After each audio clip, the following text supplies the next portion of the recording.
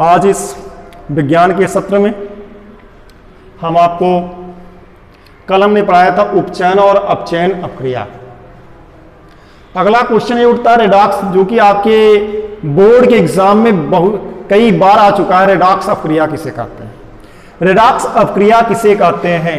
Redox देखिए दो शब्दों से मिलकर बना है, रेड ऑक्स, ठीक है, यानी ये दो शब्दों से मिला है, मिलकर बना रेड ऑक्स। रेड से क्या होता है? रिडक्शन, वो एक से क्या था? ऑक्सीडेशन, ठीक है। इसका शॉर्ट फॉर्म लिया ऑक्सीडेशन का, और इसका क्या लिखा गया है? रेड, यानी रिडक्शन और ऑक्सीडेशन, ठीक है। तो क्या होता है? यानी रिडक्शन और ऑक्सीडेशन, यानी उपचयित होना और अपचयित होना, यानी अपचयन और उपचयन, जिसमें दोनों अपक्रिया एक साथ होती है। यानी ऐसी अपक्रिया जिसमें अपक्रिया के दौरान एक अभिकारक क्या होता है? उपचयित होता है, और दूसरा अभिकारक क्या होता है? अपचयित होता है। तो ऐसी अपक्रिया को क्या बोलते हैं? रेडॉक्स अपक्रिया कहते हैं। जैसे क्या है? फॉर एग्जाम्पल यहां से ले लेंगे ZnO plus C keeps out Zn plus CO, Zn plus CO। आप यहां से देख रहे हैं क्या? ऑक्सीजन यहां से क्या हो रहा है? यहां से ऑक्सीजन हट जा रहा है, यानी ऑक्सीजन यहां हट रहा है, तो यहां क्या हो रहा है? रिएक्शन हो रहा है, रिड्यूस्ड हो रहा है। और यहां क्या हो रहा है? C क्या है? कार्बन है, और इसके साथ ऑक्सीजन क्या होता है? जुड़ जा रहा है, यानी CO हो जा रहा है, ऑक्सीजन जुड़ रहा है। यहां क्या हो रहा है? ऑक्सीडाइज्ड हो रहा है, यानी यहां उपचयित हो रहा है, यहां अपचयित हो रहा है, ठीक है। तो यानी ये इसमें रिडक्शन भी है और ऑक्सीडेशन भी है, यानी दोनों होने के कारण यह अपक्रिया क्या कहलाता है? रेडॉक्स अपक्रिया कहलाता है। समझ में आ गया? एक बात पुनः समझेंगे, रेडॉक्स अपक्रिया किसे कहते हैं? ऐसी अपक्रिया जिसमें, ठीक है, अपक्रिया के दौरान एक अभिकारक क्या होता है? उपचयित होता है, और दूसरा अभिकारक क्या होता है? अपचयित होता है। तो ऐसी अपक्रिया को क्या बोलते हैं?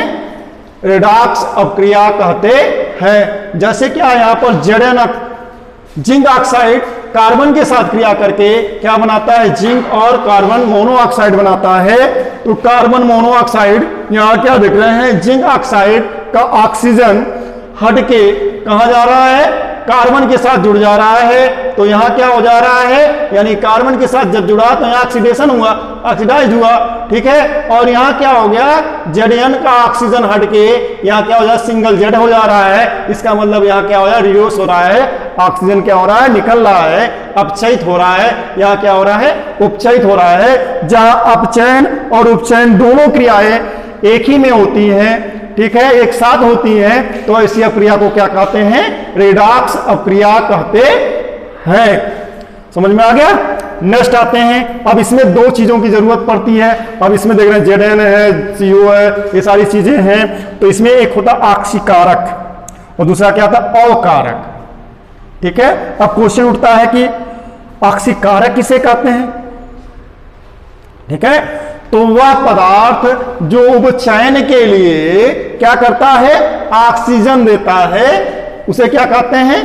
ठीक है, या उपचयन के लिए, अपचयन के लिए क्या करता है? हाइड्रोजन को हटाता है, ठीक है। तो ऐसी अपक्रिया क्या कहते हैं? ऐसे को क्या कहते हैं? ऑक्सीकारक कहलाता है, ठीक है। दूसरा क्वेश्चन उठता है अवकारक किसे कहते हैं? क्योंकि ऑक्सीकारक, अवकारक ये रेडॉक्स अपक्रिया में बहुत महत्वपूर्ण है, इनको समझना जरूरी है। यानी वह पदार्थ जो अपचयन के लिए ऑक्सीजन देता है या अपचयन के लिए हाइड्रोजन हटाता है, ऑक्सीकारक कहलाता है। दूसरा क्या कहलाता है? अवकारक किसे कहते हैं? वह पदार्थ जो ऑक्सीजन के हटने के लिए उत्तरदायी होता है, यानी वह पदार्थ जो ऑक्सीजन के हटने के लिए उत्तरदायी होता है, ठीक है, क्या, या अपचयन के लिए हाइड्रोजन देता है, क्या कहलाता है? उपचयन के लिए हाइड्रोजन देता है, अवकारक कहलाता है, ठीक है। आज के लिए बस इतना ही, धन्यवाद।